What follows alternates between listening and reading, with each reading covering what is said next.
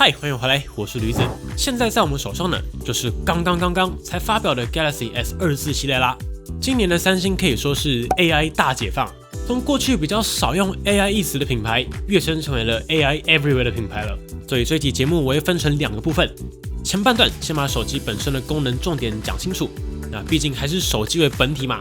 后半段再带大家来看 Galaxy AI 的相关应用。邦尼团队今年一样火速带来第一手短评测，这一次的 S24系列同样推出了3款机型，分别是 S24、S24 Plus 以及大家最期待的 S24 Ultra。但是我觉得这次的 S24 Plus 还蛮值得一看的，几乎是大家敲碗的功能都加上来了。不过今年现场可以上手的时间还是相对有限，所以更细节的体验，我们很快的就会带来完整实测，到时候再详细跟大家聊聊。所以记得现在订阅邦尼，千万别错过了。我们一样从大家最期待的 S24 Ultra 开始，外观上我就只讲重点。今年的 S24 Ultra 同样延续了 Note 系列相对方正的家族式设计，并且 S24 Ultra 有2个最重要的改变。第一，这次 Ultra 不分版本，全系列4款颜色都采用了钛金属边框，拥有了钛金灰，也就是比较接近大家印象中的钛金属原色，接着是钛金黄、钛金黑。今年这款黑色钛金属版本蛮好看的。最后就是这款比较跳，采用跳色设计的钛金紫。如果喜欢大胆撞色的朋友，那今年就是这款了。保守的话，我自己是比较喜欢灰黑2个选择。S24 Ultra 第2个最重要的改变就是萤幕真的变平了，并且这次的萤幕不只是变平，也有几个重要的改变。第一，这次的萤幕边框相较起过往在黑边上收得更窄了。我们对比 S23 Ultra， 看这个底部的黑边差异应该就很明显，并且整体非常的方正工整。视觉上4边等宽真的舒服啊，难怪还没推出就一堆人在那边敲碗这次的平面萤幕，实机真的很漂亮。然后对喜欢用 S Pen 书写的朋友来说，变平也是个好消息。除了变平之外，还有2个重点，一个是 S24 Ultra 这次独占了最新一代的康宁大猩猩全新系列 Gorilla Armor 强化玻璃的首发，并且也会独占好一阵子。另外2只呢，就是维持 Victus 2。根据康宁的资料来看 ，Gorilla Armor 的抗刮擦能力又提升了4倍。并且第2个重点是，三星也在这块屏幕加上了全新的抗反射涂层，数据上是降低了75%的反射。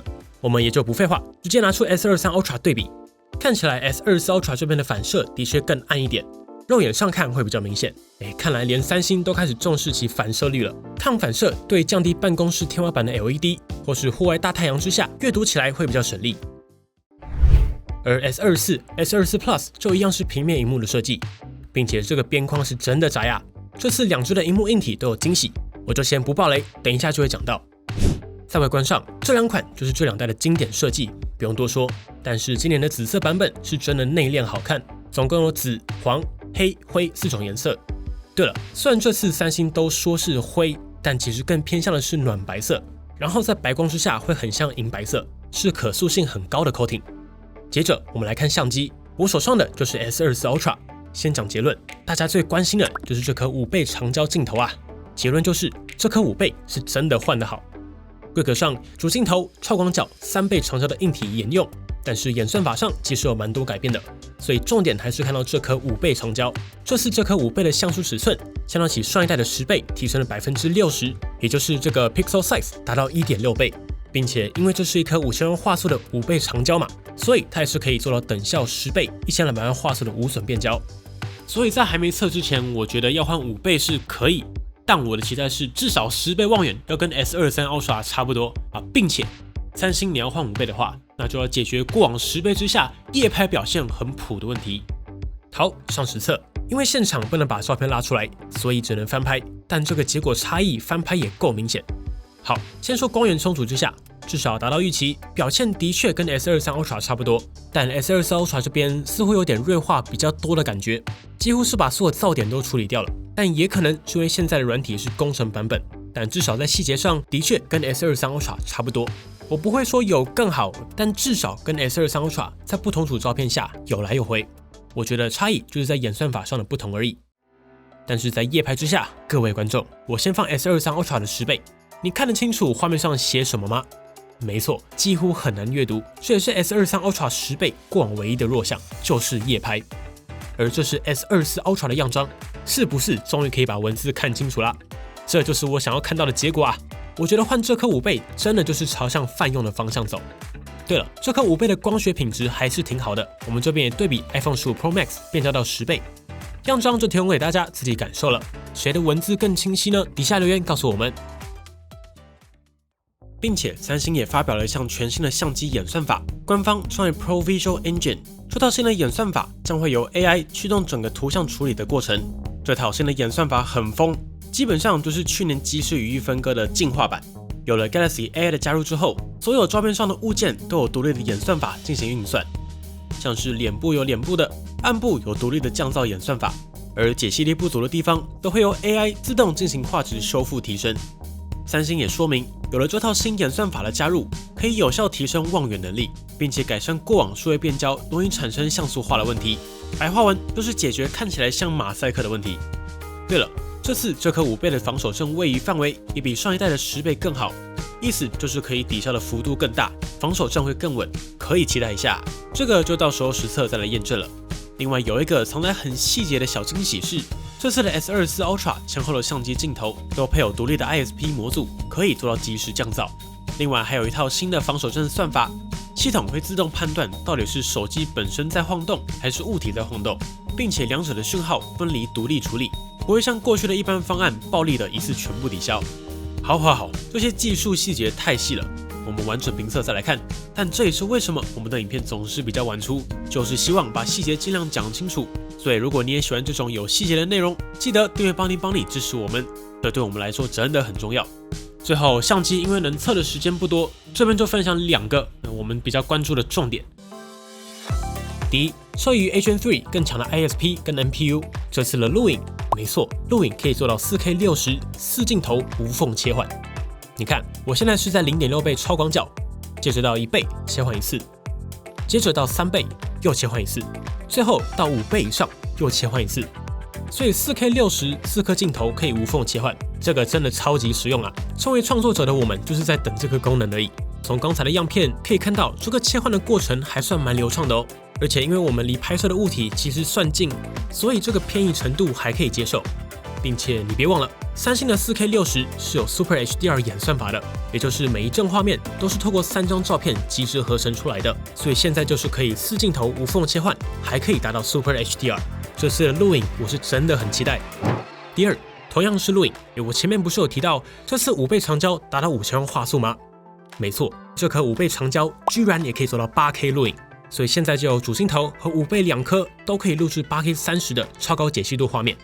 同时我现场玩了一下，稳定度也算不错。不过我也帮大家测了，在 8K 之下是无法连续切换镜头的，应该还是受限于 8K 的流量需求还是太大了。这边也在分享3个我们看到的小细节。第一，这次在相机界面中同样有这个高画素的选项，最高可以到2亿画素，但要注意的是，这个2亿的意思是 up to， 也就是最高2亿画素。举个例子，主镜头它有2亿画素，那拍出来就会是2亿画素。5倍长焦最高是5000万画素，那拍出来就会是5000万画素，所以它需要跟着镜头的最高上限自动去切换。第二个小地方是，三星这次在录影功能上也加入了夜间录影，也就是透过多张合成来提高明亮度的演算法。第三个大家可能会关心的是，三星再次跟 Instagram 联手，把原生相机的 Super HDR 功能直接跟 IG 相机进行串联，也就是说，你现在透过 IG 的相机录影、发限动等等，都可以直接用上三星原生相机的 Super HDR 算法，应该是有助于提升大家的限动画质。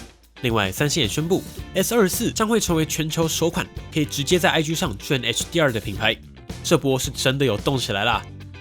第四，这个最重要，这次三星终于加上了 Super HDR 的即时预览，你不用等待处理完成，就可以在观景窗上看到，也是久等了。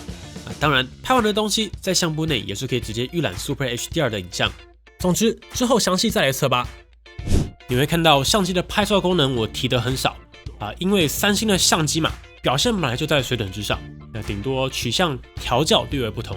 但是 Android 认真做录影的品牌真的很少三星算是其中一家。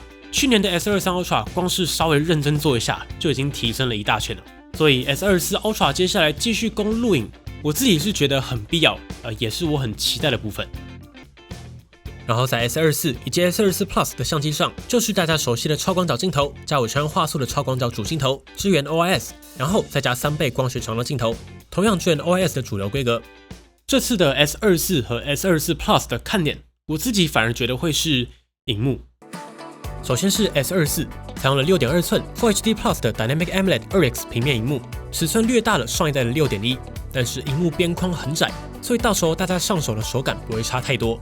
但是重点来了 ，S24 这块萤幕升级了，支援了 LTPO， 所以可以达到1到120赫兹的动态更新率调节。然后这块萤幕的峰值亮度也直接拉到了三星最顶的2600尼特。尤其三星的峰值亮度通常是不会虚标的，所以很期待到时候拿到机器来实测啊。但是真正有看点的不是 S24， 而是 S24 Plus。你各位终于啊！这次的 S24 Plus 终于采用了一块6.7寸 2K QHD Plus Dynamic AMOLED 2X 平面萤幕，并且这块萤幕也支援了1到120赫兹的 LTPO 动态更新率调节，以及支援最高2600尼特的峰值亮度。大家敲碗的 2K 终于正式回归。这次不想要上到 Ultra 的朋友 ，Plus 终于是熬出了满血版本啦！再爆个雷，这次 S24 Plus 的 RAM 也是用上了12GB 的配置，没有砍回8G， 真是可喜可贺。最后 S24 Plus 当然就不用说啦，用的就是三星最顶的6.8寸 2K QHD 1到120赫兹的 LTPO 萤幕，峰值亮度同样达到2600尼特。玻璃用的就是前面有讲到的大猩猩 Armor 以及最新的抗反射涂层。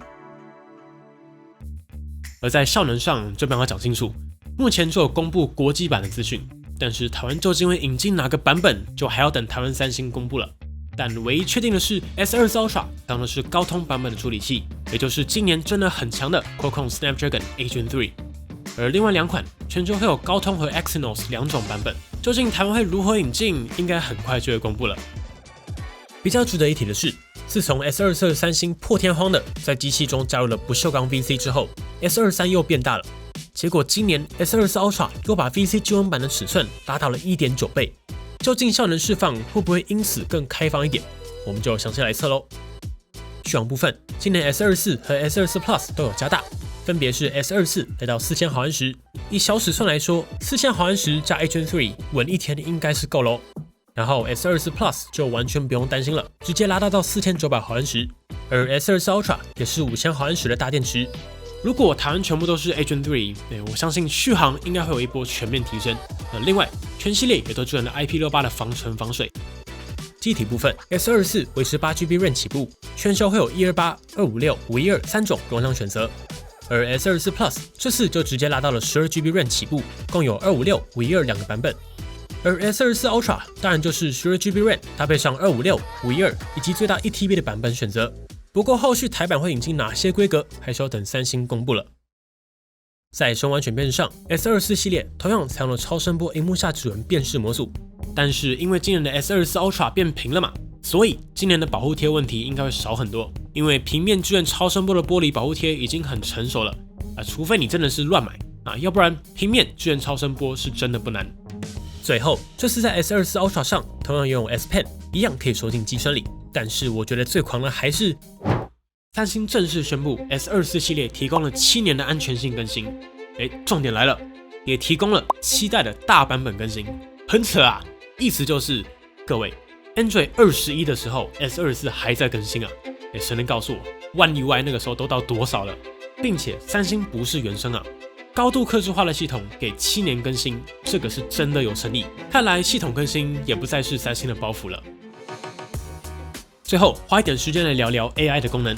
目前手机上的 AI 大概可以分成3块，一块就是不知不觉的 AI， 这个三星已经用很多了，像是拍照的演算法、录影的演算法、智慧调整手机的效能、处理调度、省电等等。而第二种在手机上比较常见的是图像编辑相关的 AI， 以及第3、第4种声音以及文字，也就是语音和文字翻译转换相关的 AI。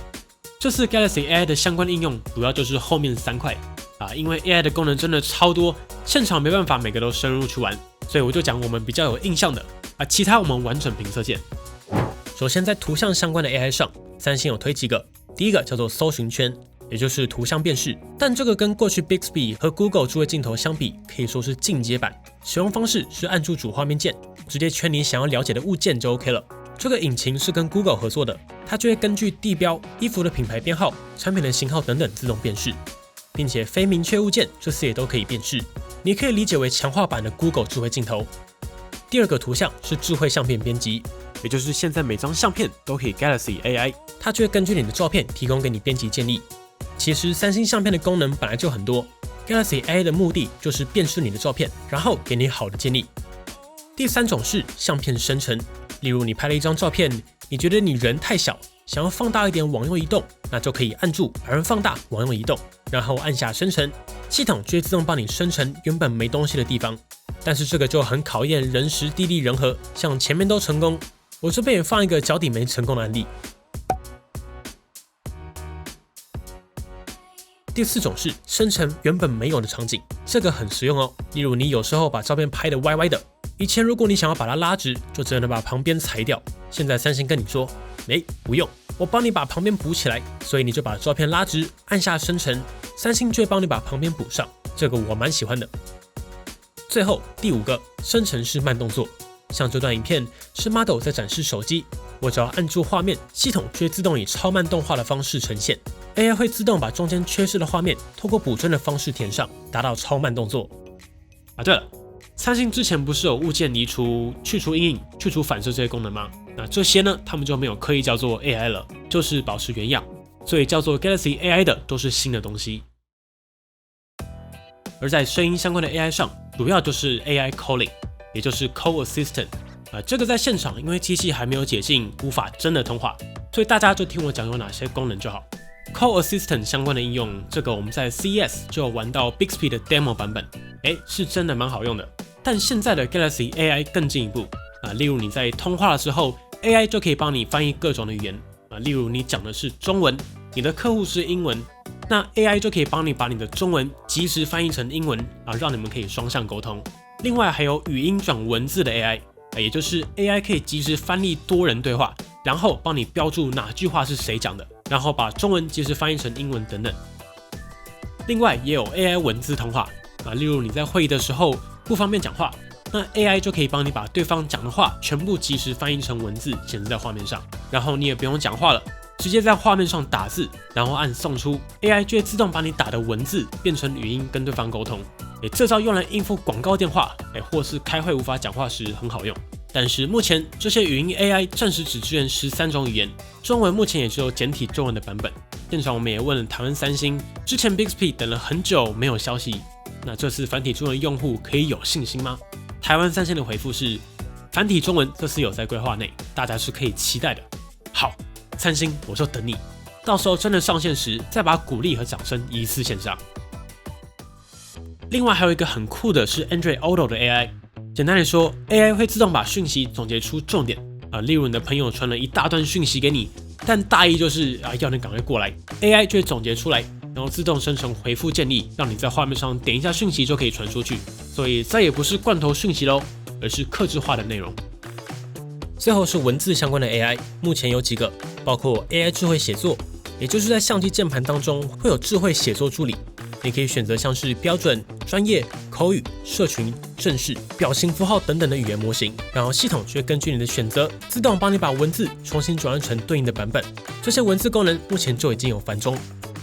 另外 Samsung Notes 里面也有笔记智慧助理，例如 AI 可以帮你自动 summary 整段的重点，产生出封面等等等。其实 Galaxy AI 的功能真的超级多，完全讲不完。我们完整评测再带大家详细来看。最后，三星也宣布了他们与 Google 在 AI 上的策略合作关系，并且正式采用 Google 的 Gemini Pro 以及 Imagen 2模型。上市资讯部分，目前台版的上市消息还尚未公布，不过根据往年的经验，应该很快就会来啦。对，我发现了一个彩蛋，三星商城这次居然出现了更多限定色了。好了，本期节目就先到这边。这集我们快速把重点都带到了。如果还有什么我们没说到的，或者你想要帮你团队深度来测的地方，欢迎直接底下留言，我们也会尽快带来 Galaxy S24系列的完整评测。别忘了立即订阅邦尼，就不会错过完整评测啦。也欢迎透过超级感谢按钮加入频道会员的功能，直接支持我们。我是李子，我们下次见喽。